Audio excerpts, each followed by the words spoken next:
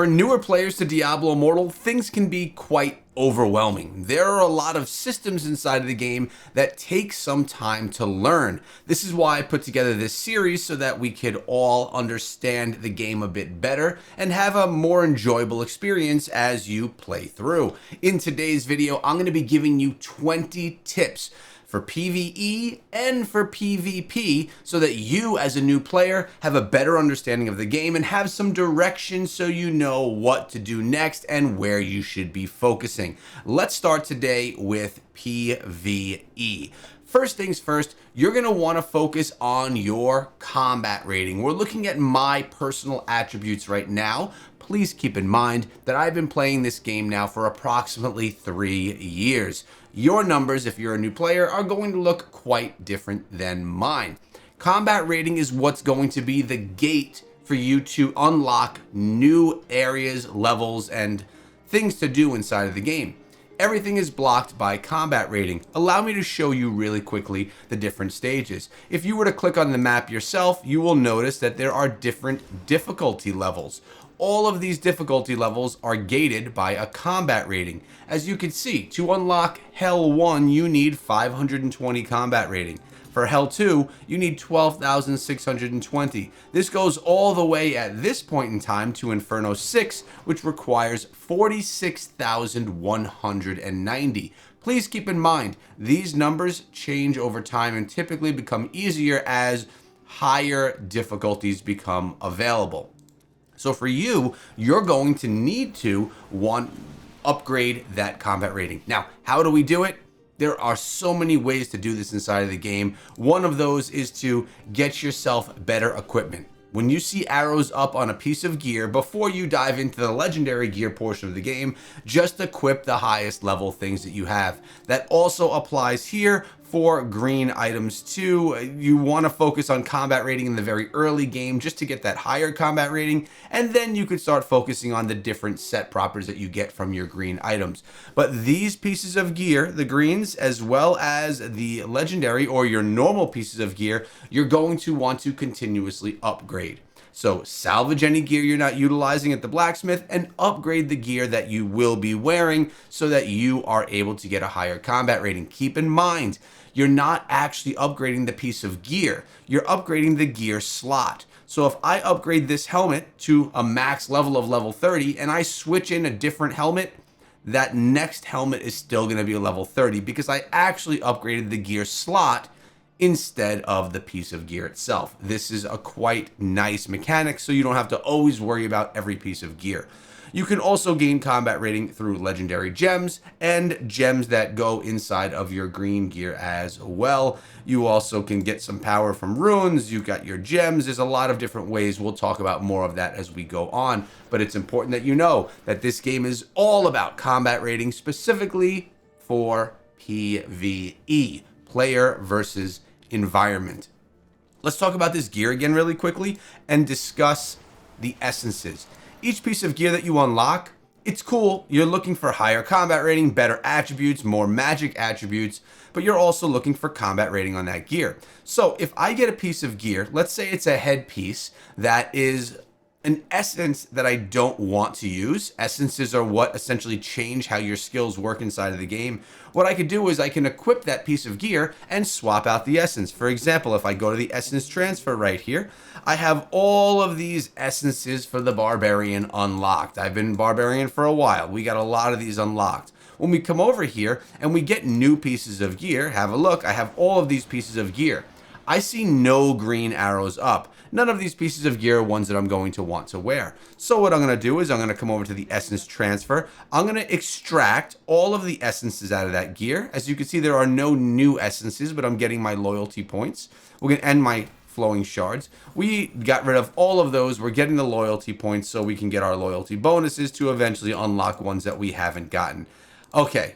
I understand that that probably got yourself a little bit confusing. My point here is what you're really looking to do is unlock as many essences as you can so that if I don't want to use the Whirling Howl, I can go to inherit and I can switch to any of the essences that I want, keeping that strong piece of gear with those great stats, and then just swapping the essence onto it so that I could have my skill act in a certain way and really be creative with my builds. This is a very nice build mechanic inside of the game, so that you're going to be able to not have to throw out great pieces of gear because the essences are not wrong. All right, now regarding upgrades, I want to just touch on it again. Max level for primary pieces of gear is level 30, and max level for secondary pieces of gear is 25. Remember, you upgrade these pieces of gear with these materials right here. You are going to need scrap materials, and you are going to need the legendary essences, the flowing shards right here, as well as some of these pieces of dust. If you are missing any of those, you can always come on over to the vendor and you can swap some things out. Like a lot of times you're going to find that you don't have enough of the dust, so I'll come here. If I want to get some dust, I'll just spend some of my scrap materials and I'll buy whatever dust that I need. Basically a material swap. And you'll see up here are the items you need: flowing shards, dust, and scrap materials. For the secondary pieces of gear, to do those upgrades, we'll come over here and give you a quick example. If I want to upgrade my secondary pieces of gear, you'll notice we need the cryptic crystals, which you get from running challenge rifts, and you need those scrap materials, which you find from salvaging gear that you get from farming inside of the game.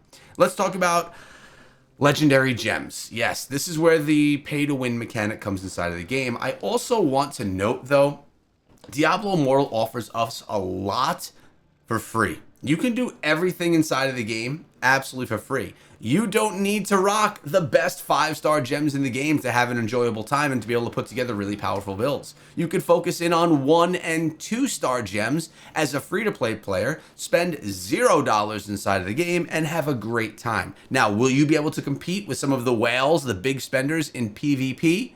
Or in the leaderboards? No, you're not going to be able to. But you could still enjoy all other elements of the game and still even enjoy PvP to a level before you start encountering some of those bigger players. So let's take a look at gems really quickly. And I think the best way to do this is to head on over to our gem dealer right here. This is where we talk to the jeweler. With these gems, let me give you an example. I'm going to go with probably the best gem inside of the game, which is a blood-soaked jade. Mine is a 4 out of 5 star. I have it at a rank 6. And to upgrade, you are basically going to need copies of the gem, and you're going to need other gems to put inside of that gem. It's very difficult, costing you tons of copies of these legendary gems and tons of 4,000 plus additional gems to put into it for the upgrade, which is why a lot of players will focus in on 2-star gems. Pain Clasp, check it out. I got my Pain Clasp. It's a 2-star gem to max level right now, rank 10, unlocking all of its potential. Gems are going to be something that are very valuable to you because they are going to give you different special powers as well. Taking a look at the Blood-Soaked Jade, let's take a look at what it says it does. Increases all damage you deal up to 17% while at full life, with a maximum bonus of 8.5% while at low life. It also increases movement speed by 10% and additionally take 4% decreased damage while below 50% life. Those are a lot of things that happen, and these stats only get better as we further upgrade this gem. Looking at a 2-star gem, we'll see what this one does. Pain Clasp, now this is at max level. Increases damage dealt by 24% to enemies suffering from a continuous damage effect. When enemies suffering from continuous damages within 10 yards, your movement speed is increased by 6%. Nice gem. That is a 2-star. It's one that I actually quite like. But you're probably wondering, what are some good 1 and 2-star gems? Let me quickly take you to the market. Now, I have this remote market because I purchased the Boon of Plenty. It's a $10 service that gives, one of the buffs of it is having remote access to the market. If you don't have that, you just have to run over to the market, which is right over here. And this is actually our market. So if I go to services and we take a look at some legendary gems, let's just take a quick look. This is very class specific, and I don't want to spend a whole time on a gem guide. I do have multiple gem guides on the channel telling you guys which ones I think are the best out of each of these different out of the different 1 stars, 2 stars, and 5 stars. But for a quick summary, Berserker's Eye is one that I like quite a bit as a 1-star gem. Everlasting Torment, also a very solid 1-star gem. Blessed Pebble is one of my favorite. It's gonna decrease the time it takes to utilize your skills. Those are all 1-star gems. A lot of people actually like the Entropic Well right now also. Now taking a look at some of the 2-star gems, some of my favorites, and again, these can be very class specific. I really do like Viper's Bite. It's a poisoning gem. We have Pain Class, of course. You see me, a 3-year player, using this right now. Mother's Lament is a great one also. And Crimson Bellet. This is an event gem that you can attain through events right now, and after a month's time you can only get this one through Telluric Pearls. This is one of the best gems in the game right now. You also notice that I was wearing a gem right here. This one is Fervent Fang. This one you can't get from the shop. You can only get it through different services inside of the game, through the battle pass, even through the free tier of it. So this is one that takes quite a while to get to level if it's something that you're looking to use, and it is actually quite a good gem in my opinion. Now, it's also important that you focus in on your other gems as well. These are also going to Sapphires, Aquamarine, we have the Topaz, Citrine, and then we have our red ones as well, which are going to be Tourmaline. Tourmaline are basically the ones that are going to give you damage. Really what you want to try and get are as many of the blue gems as you can and upgrade them as you go. Whenever you have a choice of gems, go with Sapphires. They're going to give you armor penetration, which is one of the biggest stats that you want. Really, whenever you can upgrade your armor penetration or your crit chance or crit rate percent, you're going to want to go with those. Those are going to be the best to help you push through content inside of the game. All right, I don't want to go too much deeper into legendary gems and regular gems because those are going to just, it's going to take a while. At the end of the day, though, you want to be able to do as much damage as quickly as possible. You do that from building out your builds, from synergizing essences together to have crit rate work together with other items to make your damage more effective, damage over time as well. Those are all builds that we feature here in the channel, but I suggest that you go and test out your own builds. Learn the essences so that you can maybe even create some amazing builds that, who knows, maybe one day we'll feature here on the channel because the build is so solid. All right. So that is something that you want to play around with yourself. So again, armor penetration and crit. And again, when you come on over to this top screen you can take a look at all of your attributes. You can see what everything looks like. Armor penetration, right? Potency, resistance, your armor, accurate, all of these items, crit damage, 32.5%, clearly one that I focus on right here, okay? So you can see all of your stats along with your resonance on the bottom. If you don't know what resonance is, it's basically the amount of power you're getting from your legendary gems. And yeah, you can socket gems inside of gems, which is where it becomes nearly impossible to get these things maxed out. That's gem resonance, that's more end game, and that's for another video. So you want to really focus on running open world. Do your bounties every day. Check it out. We have our bounties right here. This is probably some of the fastest ways to unlock more experience more quickly. You get 8 bounties per day. They can stack for 3 days, up to 24 bounties. These are going to be done. They're all in the same zone. So you complete your 4 bounties. You turn them in. If we look at the map, you turn them in right over here at the bounty board. Super easy. You get some good rewards for doing so. Along the way, you'll probably pick up some monstrous essence, which you also will turn in at the Heraldric Altar.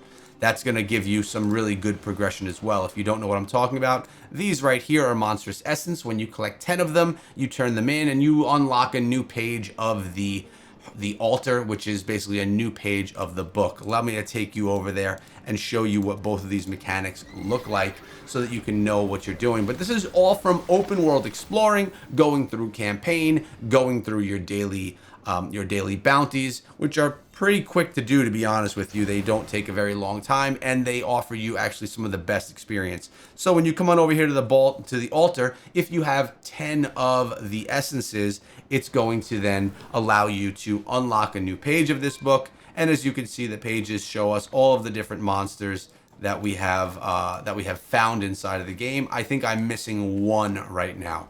And you get rewarded pretty handsomely with a legendary piece of gear and some good experience for doing so. When you turn in your bounty board, you come right over here. As you can see, I'm currently working on 4 bounties. When I turn these in, I'll have another 4 available for me to do. All right? And really, it's all about taking your time and getting yourself as much unlocked in the game as you can. I'm talking about story.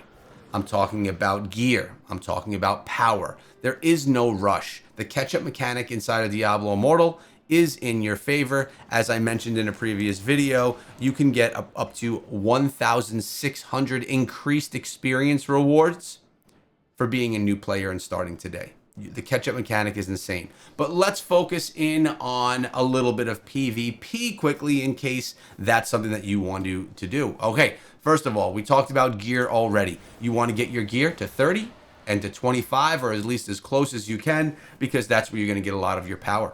Your stats, you're going to be focusing on armor penetration. You're going to be also be interested in armor resistance. You're going to be looking at potency. These are all things that are going to help you inside of PvP.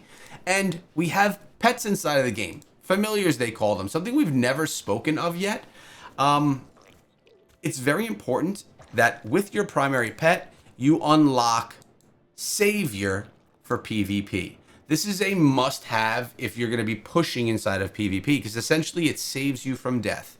This is difficult to get. It's something you'll be rolling on forever to try and unlock. You may be better off just going to the market and saving up some platinum to purchase one. This would be important. A pet with Savior. This familiar grants a one-time protection from death, including damage immunity for 3.3 seconds, but it will not participate in combat for the next almost 70 seconds. Very important. Now, it's also important that with your pets, you have these other pets that are called your bonded pets. They're 4 familiars that you can add to you just for their additional attributes, right? You can get their additional traits, I should say. We have all these traits unlocked. And there's 3 traits that you're going to want: Pack Mule, Appraiser, and Salvager. Salvager is going to allow you to do remote salvaging, which means you could salvage gear on the go. Appraiser is going to allow you to identify gear on the go. And Pack Mule, that's going to allow you to change your the gear that you're wearing on the go. So if we take a look at that in real time, I have this icon right down here. If I click on this, I could salvage. I don't have any equipment to salvage, but I could salvage on the go. I could identify equipment. These 2 items, I could identify those. My familiar is going to go away, and then when it returns, those pieces of gear will be salvaged. Or will be identified. Oh, there we go. It looks like we have a ring that's an arrow up. We could throw that on, or you could if you're brand new. And then we could also switch our loadout. Once our familiar comes back, we can come and we could switch our loadout, and it takes me to the armory. I could switch to any of my loadouts that I want to use on the fly. It's nice to have these set with familiars. It's just a really solid way for you to have a lot of convenience inside of the game. Now, also, runes are a great way to upgrade your gear, right? These drop randomly in the game. There's a ton of different places where you can find them. You could find them almost everywhere. And the rarity of them is the more rare they are, the more difficult they are to find. But these are going to give you buffs inside of the game. And runes can be socketed within certain pieces of gear. As you can see, the ATI rune, base attribute of equipment is increased by 6%, stun resistance is increased by 2%, and it does something for my dash skills as well. It can be sold in the market, which they never really sell, and as you can see, it is going to be something that could be slotted in my leg piece. Can't do that inside of any other piece of gear but the legs. Always try to improve the runes that you have and that you have slotted inside of your gear so that you can further progress and get any extra power that they'll offer, because again, it's just about continuously strengthening your build through all of these different elements. Now let's talk about reforging your gear. This is a little bit more complex, but let me show you how it works. You come over to the blacksmith. Good to see you. You go to services and you click on reforge. If we take a look at our helm, look at these bonus attributes that we get. As you progress, you're able to, as you progress the level of your gear, you're able to get up to 1, 2, 3, 4, 5 different reforges. When you start, you'll only have one item that could be reforged. Then I don't even recall the levels at this point in time. It's been so long since I've done it. But as you progress and get the gear higher up in level, I want to say 7 is the second reforge. I don't recall, I'm sorry. But as you get your gear higher in level, you're going to want to then get the right bonus attributes. You could click on Reforge, and this allows you to use Reforged stones. There's specific ones as well. And you could change an item. So if I don't want, and notice, by the way, I'm using some that I really like here. Damage to players increased. That's great for PvP. Beneficial effect duration. This allows me to have my skills active more frequently. Crit damage increased, 100%. Skill damage increased. Primary attack damage increased. Now let's say I want to change this. I could click Reforge, and it will change that your primary attacks reduce enemy healing by 3.5%. You can either choose the new attribute or keep the original. For me, I'm going to keep the original. You can continuously do this over and over again. These normal Reforged stones are going to give you a random attribute, while these more specific ones, they will give you some of the more specific things that you're looking for. It could tell you what they are and how they could benefit your build. Make sure that you choose attributes that benefit you. I will always recommend duration of beneficial effects, 100% of the time. Crit, 100% of the time. Those two are probably two of my favorites over here for reforging. I think that it's really important. Now, everything that we're looking at here, whether it's gems, reforged stones, how you put your build together with essences, is very specific on your class. A barbarian, which is a tanky damage dealer, is gonna use some very different gems and reforge attributes than a necromancer, which is a glass cannon that stays back and utilizes a bunch of undead to come up and rise and fight for it. There's a lot of gems that will boost your summons, which will really help out a necromancer that's using a summons build. But for a barbarian or for a wizard or for any other class, it's not going to be helpful really at all.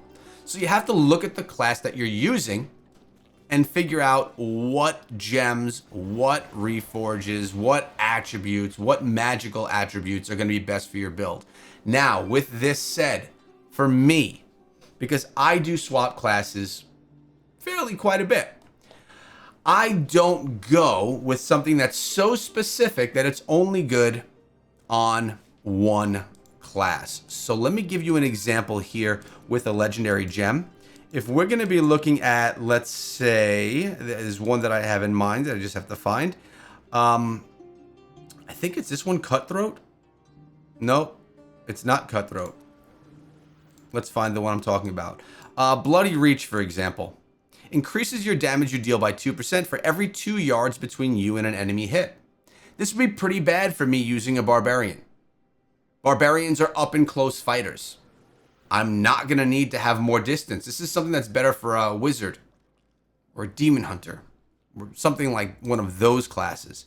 Follower's Burden. This is the one I was looking for. Increases all damage you deal by 1% for each summons you control, up to a maximum increase of 6%.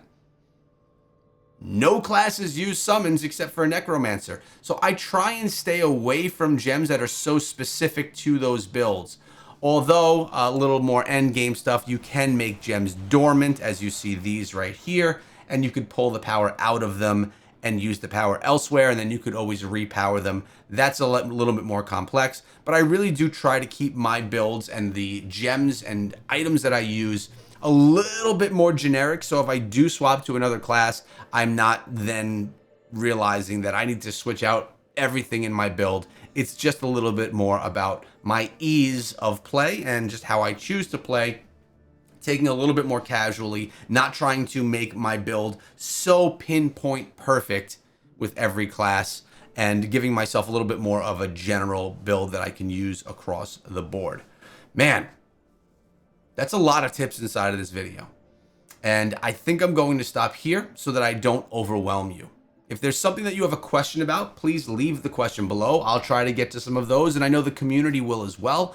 And in addition to that, I have been going live on Thursdays at 12 p.m. Eastern Time, which is a great time for you to join the live stream and ask a lot of these questions that you have as well, where again, community can help you as well as me while doing the live stream. Hope that you guys are enjoying your journey inside of Diablo Immortal. I think the game is absolutely incredible, and like any game, it has its faults. But at the end of the day, this is the best action RPG available to play on mobile. Of course, has that PC client as well. And hope you guys had some guidance and learned a little bit today. I have more new player guides coming very soon, so make sure you subscribe, and I'll see you in the next one.